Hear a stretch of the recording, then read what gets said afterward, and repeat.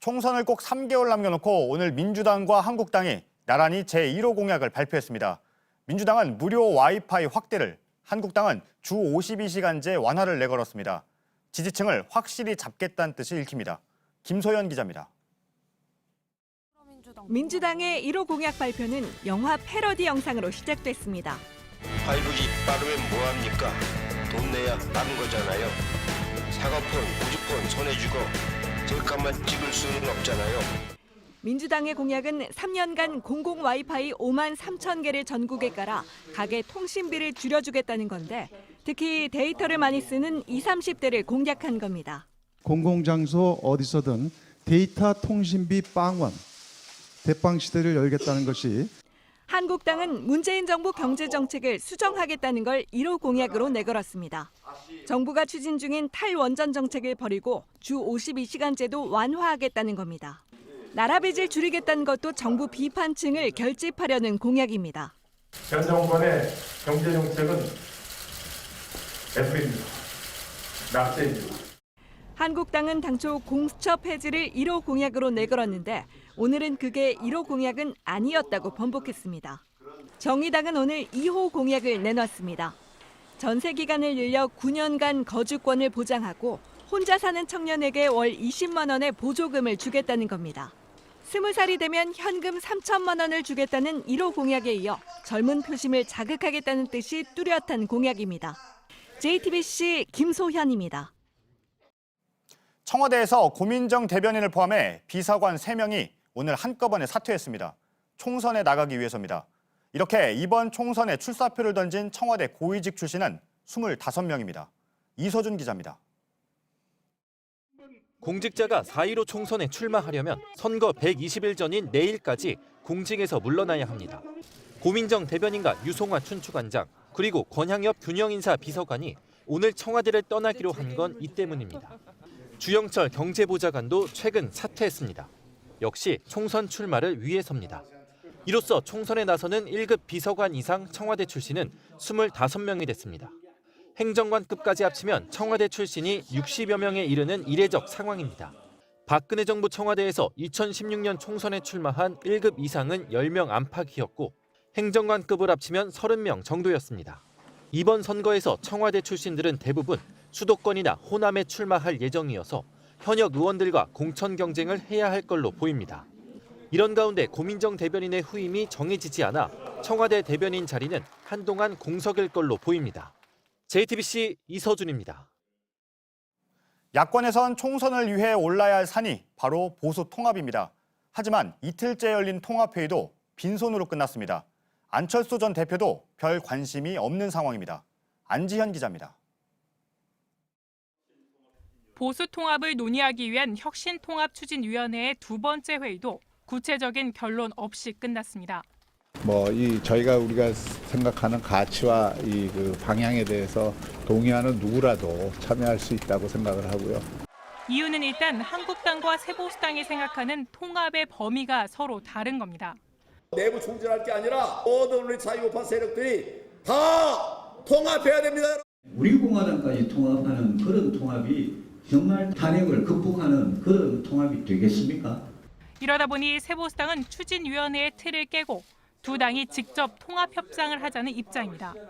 양당 간의 보수 재건과 혁신 통합의 실질적 대화를 위해서 협의체를 구성해야 합니다. 이런 배경엔 추진위에 이른바 친MB계 인사들이 포함됐던 데에 대한 유승민 의원 측의 반감도 깔려 있다는 분석이 나옵니다.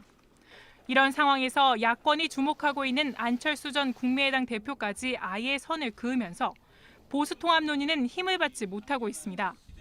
안 전 대표는 어제 추진위 회의에 안철수계로 꼽히는 인사가 참석하자 개인 행동일 뿐이라며 정치공학적인 통합 논의에 참여할 뜻이 없다는 입장문을 냈습니다.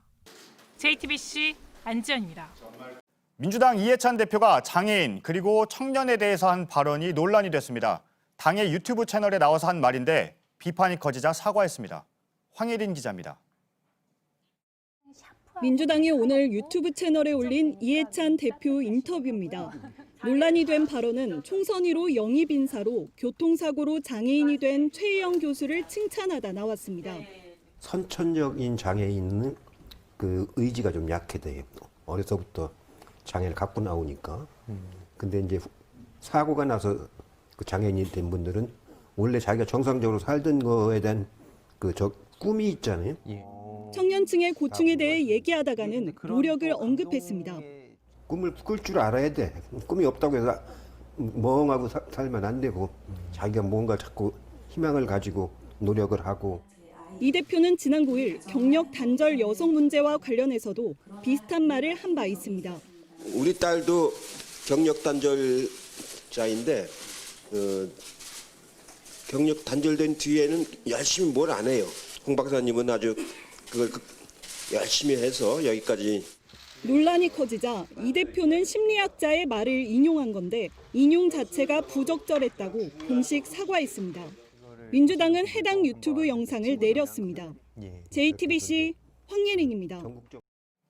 음주운전으로 사망사고가 나면 처벌을 강화하는 내용의 윤창호법 시행된 지 이제 막 1년을 넘겼습니다. 저희가 이번 총선 예비 후보자들이 선관위에 낸 자료를 전수조사했습니다. 음주운전 전과가 있는 후보가 110명이나 됐습니다. 윤창호법 시행 이후에 적발된 후보도 있었습니다. 강희연 기자입니다. 음주운전 전과가 있는 예비 후보 모두 110명입니다. 그런데 건수로는 127건이 됩니다. 2번 이상 걸린 사람이 15명이 있어서입니다. 그중에서도 전남 지역의 한 후보는 2002년과 2010년 그리고 2014년까지 모두 3차례나 적발돼 다관왕을 차지했습니다. 낸 벌금만 400만 원에 이릅니다. 2018년 12월 윤창호법이 시행된 뒤에도 음주운전을 한 후보들이 있습니다. 모두 4명인데 광주 지역의 예비 후보가 3, 경남 지역의 예비 후보가 하나입니다.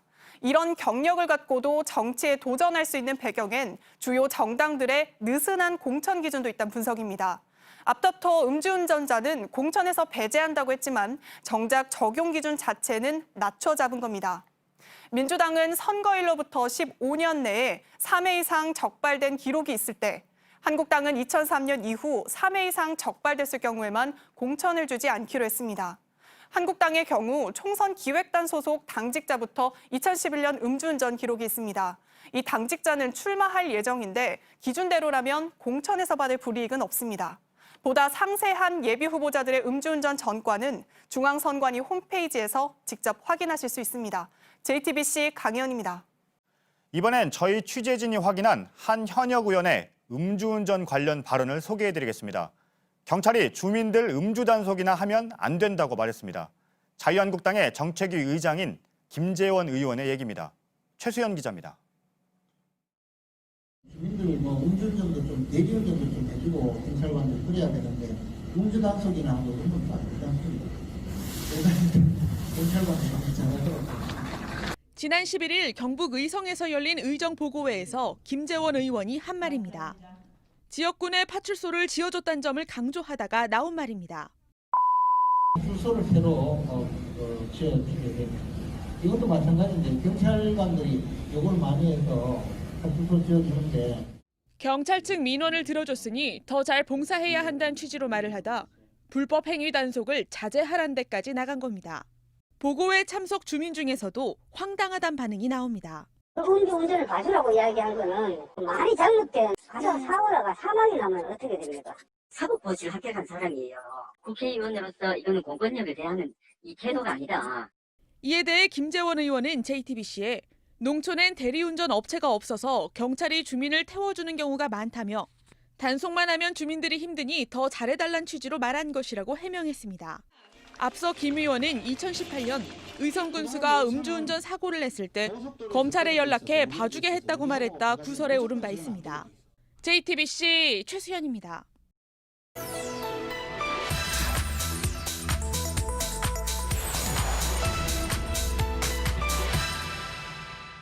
청년 기초자산제도 공약을 제시하고자 합니다. 만 20세가 되는 모든 청년에게 각 3천만 원의 출발 자산을 국가가 제공합니다.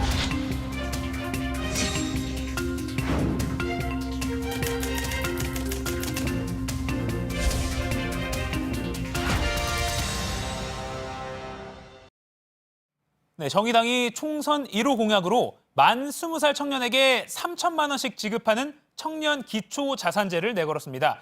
찬성, 반대 여러 평가가 나오고 있습니다. 그런데 이 가운데 이건 집단적 선거 유도 매수죄다, 고발 검토하겠다 이런 주장이 나왔습니다. 네, 이가혁 기자와 바로 팩트 체크해 보겠습니다. 네.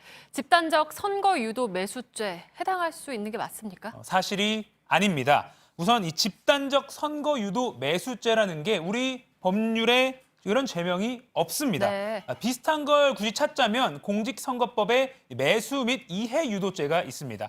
선거 결과에 영향을 줄 목적으로 유권자 등에게 돈이나 음식 같은 걸 제공하면 안 됩니다. 이 같은 맥락에서 선거법은 정치인이나 후보자의 기부 행위도 엄격히 제한하고 있습니다. 금권 선거를 막겠다는 취지입니다. 네. 그러면 만 20살 청년한테 3천만 원씩 주겠다, 우리한테 투표해달라 이런 공약이 아까 말한 그런 선거법에는 저촉이 될 수 있습니까? 결론부터 말씀드리면 저촉될 가능성 없습니다. 먼저 매수죄의 가장 흔한 사례, 언론을 통해서 많이 접해보셨을 겁니다. 이런 겁니다. 소개를 드리면 지난 20대 총선을 앞두고 한 정치인이 9명의 유권자에게 합계 16만 3천 원어치 밥을 샀습니다. 잘 부탁드립니다. 또 기억해 주십시오라는 네. 발언도 했습니다. 대법원은 당선될 목적으로 밥을 산 유권자 매수 행위라고 판단했습니다. 네, 전형적인 경우죠. 네. 근데 이거는 공약 문제는 아니잖아요. 혹시 공약이 문제된 경우도 있습니까? 있습니다. 한 도의원 후보자가요. 처음 내가 받는 봉급은 어려운 이웃에게 주겠다 이런 문구를 홍보물에 적어서 배포해서 법정까지 간 사례가 있었습니다. 또 다른 한 시장 후보자는요. 일가 재산으로 장학재단을 만들어서 시민들이 혜택을 보도록 하겠다 이렇게 공약해서 역시 법정까지 갔는데요. 대법원은 모두 선거법 위반이 아니라고 봤습니다. 앞서 보신 9명에게 밥을 산 경우와는 달리 이 두 사례에서는 금품이나 혜택이 누구에게 구체적으로 제공됐는지 콕 집어서 따지기가 어렵기 때문입니다. 그러니까 수혜자가 광범위하거나 모호하다는 겁니다. 다만 애초에 법정까지 갈 정도로 시비가 붙은 이유는 후보자들이 자기 봉급 또는 자기 재산으로 표심을 얻으려 했다는 점 때문입니다. 네, 그러니까 돈이 많은 사람만 선거에 유리한 상황이 되지 않겠다, 이런 취지인 거죠? 네, 쉽게 말해서 자기 돈으로 특정 유권자에게만 선심을 베푼 행위, 그것과 법이 정한 복지 공약으로 국가가 금전적인 혜택을 주겠다는 것은 법적으로 구분하고 있습니다. 특히 정의당 총선 공약 사례는 앞서 보신 사례와는 완전히 다른 경우라고 할 수 있습니다. 네. 정의당이 총선 후에 만 20세 청년들에게 현금을 주려면 결국 법을 통과시키고 정부나 지자체의 제도, 그러니까 정책으로 만들어야 하죠. 이렇게 국가기관 또는 지자체가 계획과 예산으로 행하는 것은 공직선거법상 부정한 행위가 아닙니다. 네, 사실 상식적으로만 봐도 만약에 이런 복지 공약이 다 매수죄로 문제가 된다면 그동안에 수없이 나왔던 현금성 복지 공약들은 다 법원에 갔어야 되는 건데 네. 무리한 주장이라고 할 수밖에 없겠죠. 네, 그렇습니다. 사실 이렇게 과감한 복지 정책 이런 게 나오면 정치권에서는 포퓰리즘이다, 세금으로 유권자 매수하는 거다라는 식의 비판이 나오는 것은 어쩌면 당연합니다. 이렇게 과거 사례도 있죠. 네. 하지만 이렇게 정책에 대한 찬반을 두고 의견을 내는 것과 아예 공직선거법 위반이다라고 호도하는 것은 엄연히 구별해서 볼 필요가 있습니다. 네, 잘 들었습니다. 팩트체크 이가혁 기자였습니다. 네.